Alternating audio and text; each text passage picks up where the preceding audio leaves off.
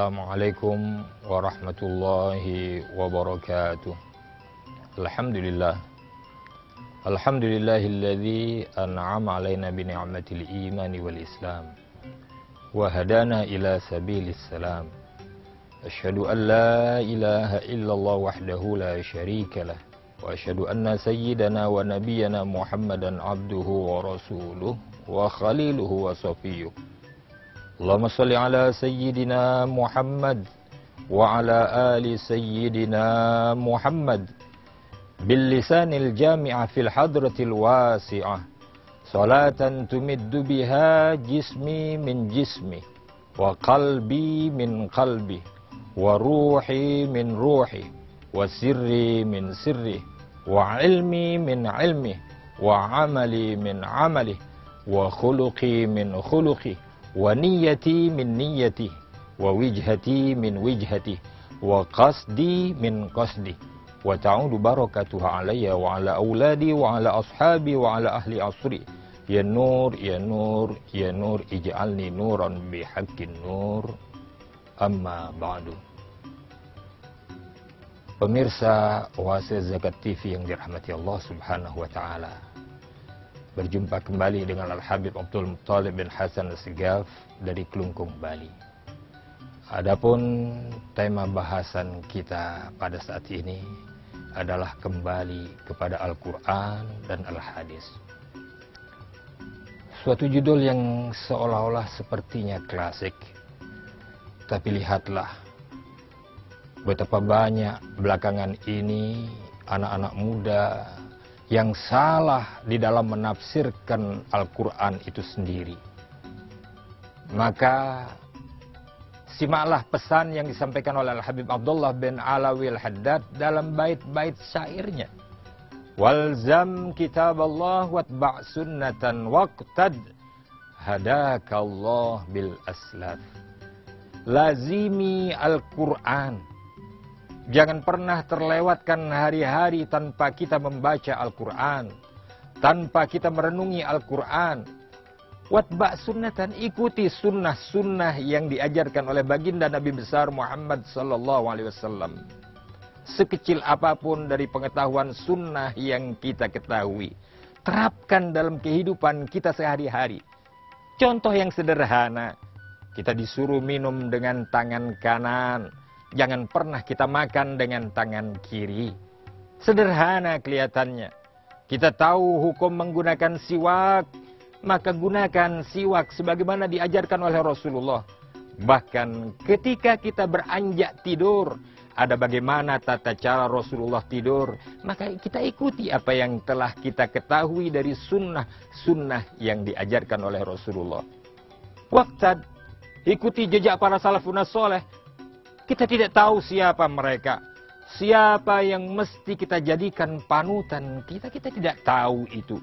Tapi berkat Al-Quran yang kita baca, berkat niatan kita yang kuat untuk mengikuti sunnah-sunnah yang diajarkan oleh Rasulullah, maka insya Allah siapa yang bakal kita jadikan panutan kita, siapa yang bakal kita jadikan guru kita, siapa yang akan kita jadikan orang yang akan kita suri tauladani, hadakallah bil aslaf.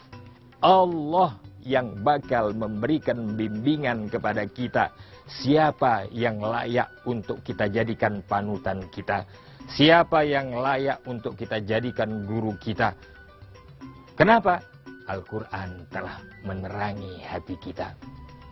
Al-Quran telah membimbing kita. Ingat, Rasulullah sudah mengingatkan kita, man ja'alal Qur'an amamahu qadahu ilal jannah.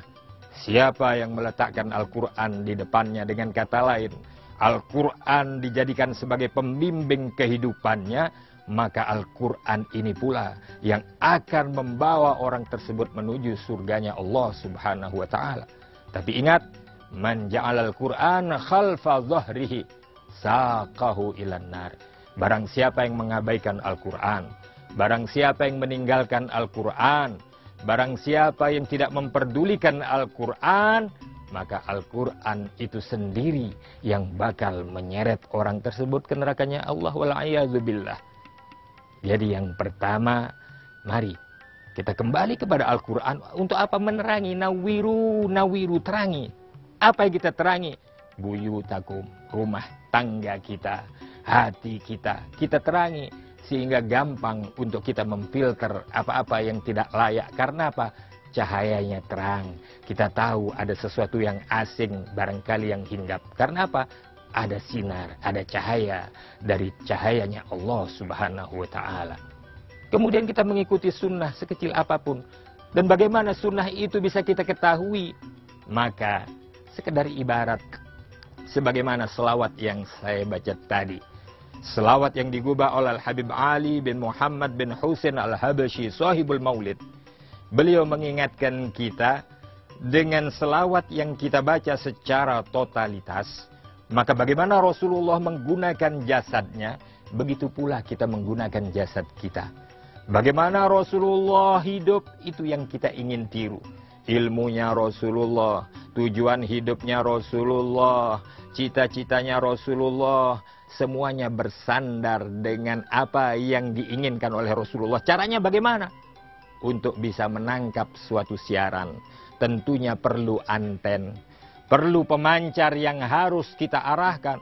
Bukan sekedar kita naikkan saja kemudian selesai. Tapi harus kita arahkan dari mana sumber sinyal yang harus kita tangkap. Sehingga jernih yang kita tonton pada televisi kita. Itu yang diinginkan oleh beliau, sahibul maulid. Dengan gambar yang jernih yang keluar dari media televisi yang kita lihat, kita tahu apa yang ada secara utuh, tanpa ada kotor-kotor, tanpa ada gerimis, tanpa ada sesuatu yang menghambat kejelasan daripada apa yang kita ingin saksikan di layar televisi yang kita tonton. Dengan penampilan yang utuh, dengan gambar yang sempurna, kita gampang untuk menilai. Oh, seperti ini yang diinginkan Rasulullah. Oh, seperti ini yang diajarkan oleh Rasulullah. Solat misalnya. Solu kama ra'aitumuni usolli. Solatlah engkau sebagaimana engkau melihat aku solat. Hadirin pemirsa daripada Oasis Zakat TV yang dirahmati Allah Subhanahu wa Ta'ala. Untuk jelasnya bagaimana kita kembali kepada Al-Quran dan Al-Hadis, kita lanjutkan setelah yang satu ini. Jangan kemana-mana.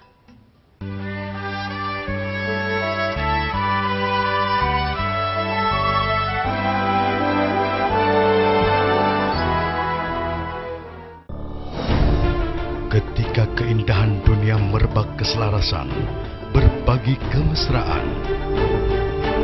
Ketika sejuta tangan merangkai kebahagiaan dalam kehidupan yang harmoni. Ketika zakat Anda wujudkan indahnya dunia.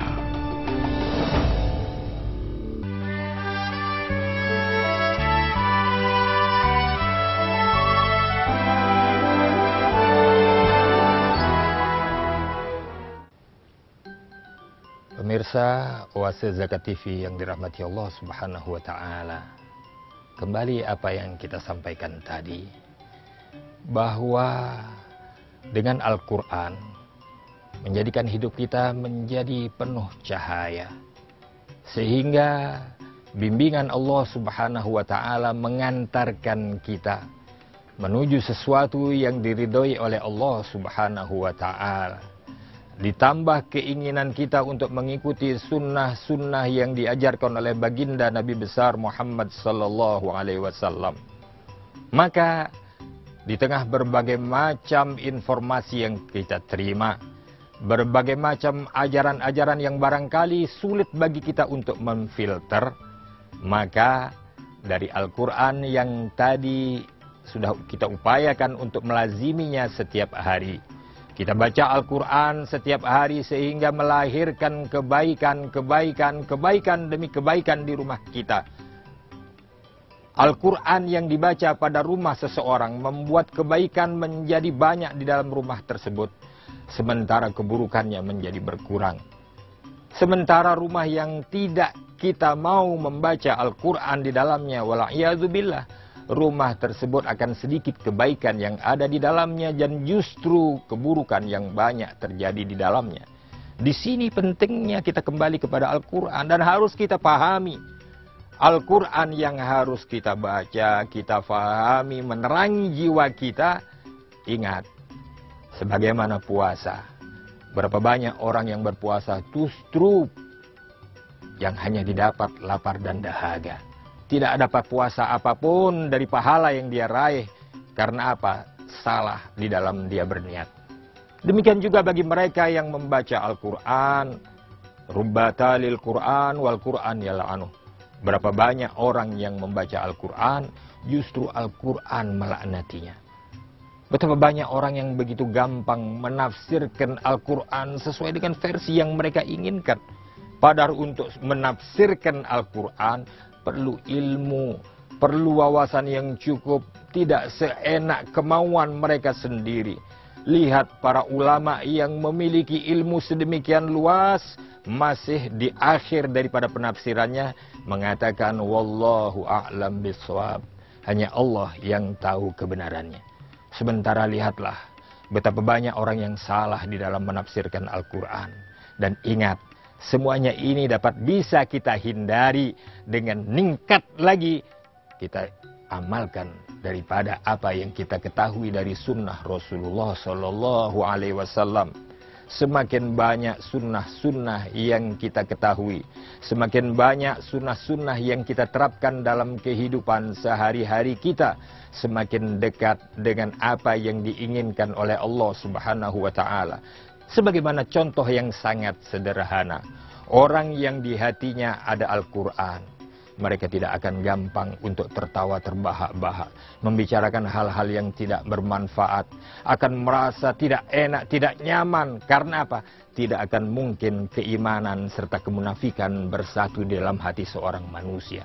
Ketika Al-Quran menyinari hati seseorang, maka yang lainnya pun akan beranjak pergi. Demikian juga apabila Al-Quran ditinggalkan dari hati seseorang, maka sesuatu selain daripada Al-Quran yang akan menghuni hati seseorang. Maka kembalilah kepada apa yang diajarkan oleh Rasulullah.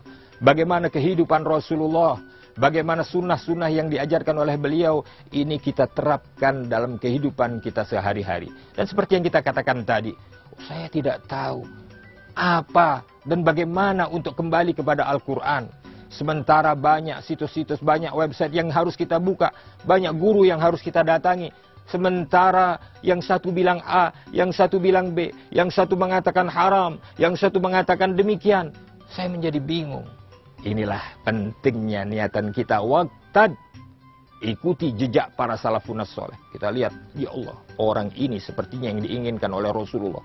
Dari cara berpakaiannya, dari senyumannya, dari tutur katanya. Ya Allah, berikan bimbingan. Orang itu ternyata mendekat kepada kita. Diberikan bimbingan dengan lemah lembut. Siapa yang mengarahkan orang ini untuk datang? Betapa banyak orang-orang yang datang dari Hadramut ke Indonesia jauh. Dia tinggalkan keluarga.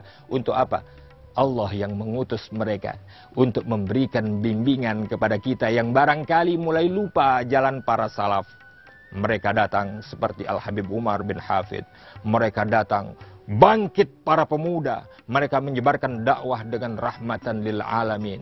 Membawa kesejukan di tengah-tengah umat. Bukan hal-hal yang membuat umat menjadi semakin bingung. Tapi justru yang diajarkan oleh beliau. Mari kita menuju untuk membaca Al-Quran. Mari kita baca selawat. Mari kita amalkan sunnah-sunnah yang diajarkan oleh Rasulullah. Beliau tidak ingin menghujat mereka yang tidak sejalan. Mereka tidak mau menyebut organisasi manapun, apalagi menyebut nama personal untuk dijelekkan, untuk dicaci, untuk dimaki, untuk dihujat. Tapi apa kata beliau? Tugas kita adalah untuk menyampaikan dakwah yang dibawa oleh Rasulullah Sallallahu Alaihi Wasallam. Terlalu banyak ajaran-ajaran yang beliau lakukan, tapi belum mampu kita terapkan dalam keseharian kita. Bagaimana mungkin kita sibuk menilai orang lain, sementara kita lupa bahwa apa yang diajarkan oleh Rasulullah Shallallahu Alaihi Wasallam masih terlalu banyak yang belum kita mampu aplikasikan dalam kehidupan kita sehari-hari.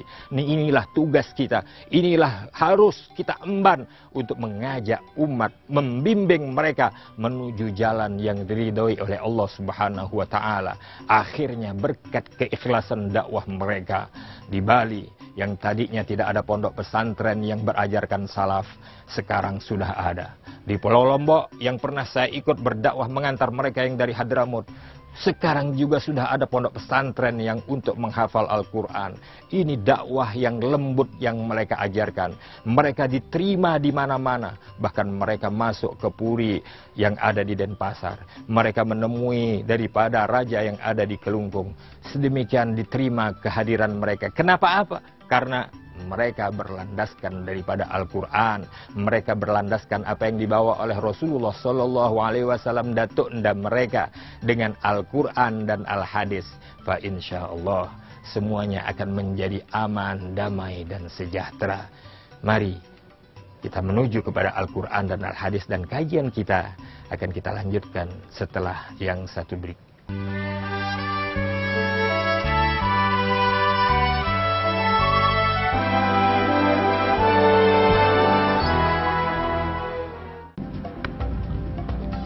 Semangat kemenangan harus berasal dari sportivitas yang datang dari hati.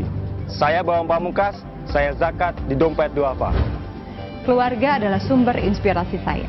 Kehangatannya datang dari hati. Saya Inneke Kusharawati, saya zakat di Dompet Duafa. Berbagi memudahkan rezeki, karena datang dari hati. Saya Ipo Santosa, zakat di Dompet Duafa. Dompet Duafa.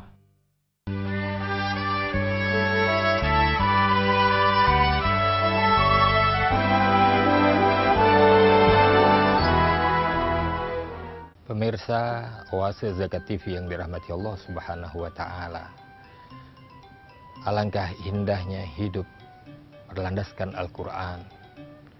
Alangkah indahnya hidup dengan menjalankan sunnah-sunnah yang diajarkan oleh baginda Nabi besar Muhammad Sallallahu Alaihi Wasallam.